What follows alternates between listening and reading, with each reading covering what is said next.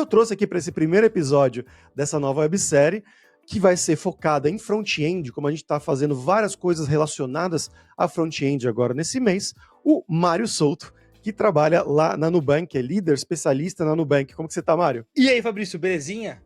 Cara, tô ansioso para ver como é que vai ser isso aqui, para compartilhar minha experiência, porque eu passei por poucas empresas, mas eu fiz muitas entrevistas das quais eu passei e acabei não indo. Porque, sim, teve uma época na vida que eu fiz bastante entrevista, até para se validar, para ver se eu conseguiria trocar de emprego, se tudo desse errado. Enfim, eu já tive minhas piras aí uns tempo atrás e me ajudou bastante a ficar bom em fazer entrevista.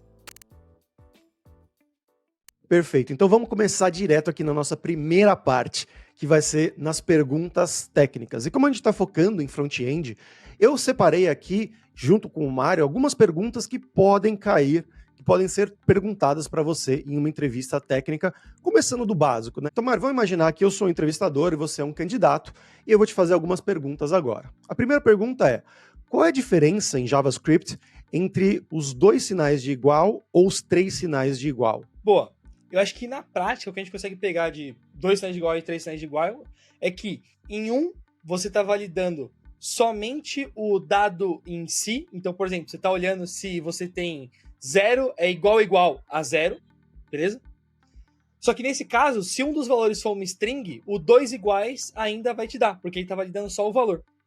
É a boa prática no JavaScript usar os 3 iguais, porque você valida não só qual que é o valor do dado, mas também o tipo do dado. Então ele faz uma checagem de se além de ser um 0, ele também é uma string ou um número baseado no primeiro que está passando ali.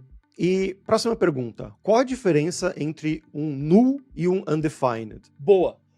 O null, ele, no geral no JavaScript, vai ser quando você ainda não tem nem espaço alocado para guardar aquele valor.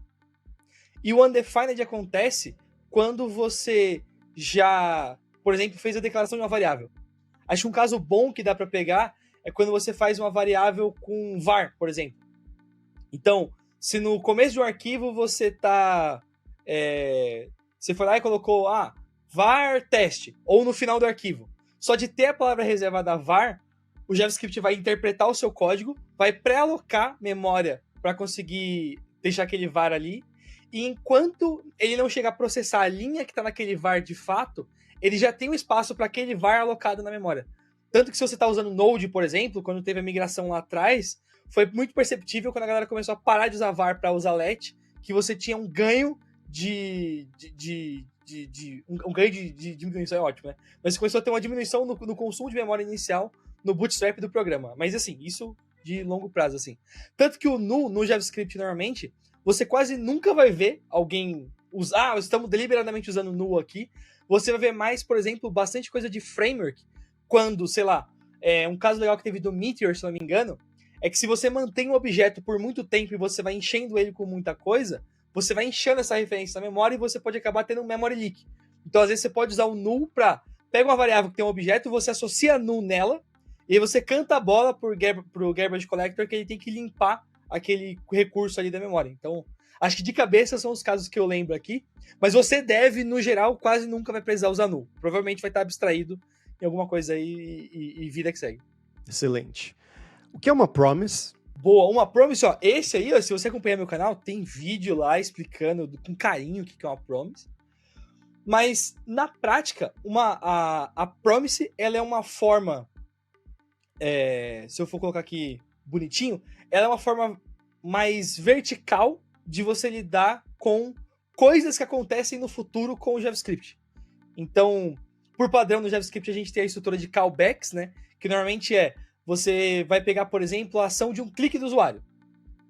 Se você quiser saber o que vai executar no clique, você vai criar a sua função e você fala aqui, ó, quando eu executar essa função, eu quero que apareça um pop-up na tela. O callback em si acontece quando você não sabe quando a pessoa vai fazer e você delega para a plataforma que você está trabalhando executar isso em algum momento. Então, pode ser no clique do usuário, quando ele troca de aba, quando a conexão de internet muda, alguma coisa do gênero assim. Então, você registra que você quer executar uma chamada de retorno para um evento. E aí você pode ter isso muito encadeado, né? E aí a tendência é esse código crescer muito na horizontal. E aí, a Promise acaba conseguindo fazer com que você, ao invés de crescer esse código via callbacks na vertical, você consiga crescer na vertical. E ela é mais uma outra forma de trabalhar com callbacks mesmo, assim, né? A forma padrão do callback é essa. Tem alguns padrões que você segue, então, por exemplo, no callback do Node, por exemplo, tudo que é callback, o primeiro parâmetro é o erro que tá dando. E depois é o resultado de fato. Isso é para as pessoas não esquecerem de tratar o erro. Então acaba sendo meio que sendo uma boa prática, né? Quando você usa Promise, por padrão, a Promise é uma estrutura de dado que ela já te dá o then e o catch. Então, internamente, a Promise, ela tem... Quando você cria uma Promise do zero, né? Você dá um new Promise, você passa um callback para ela, e aí você tem acesso a duas funções, a de resolve e a de reject. E aí, dependendo se deu um erro no seu processo ou algo do gênero assim, você vai ou resolver pro then, que é o então chamei a Promise, então faça tal coisa, ou você vai rejeitar pro catch. Então você vai avisar que deu um erro, e aí você vai retornar o erro de fato ali e tudo mais.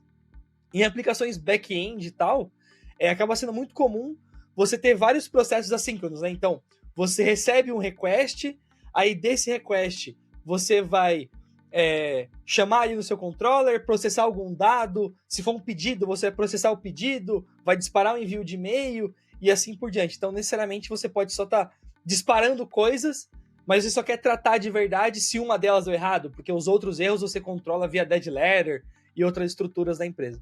Perfeito.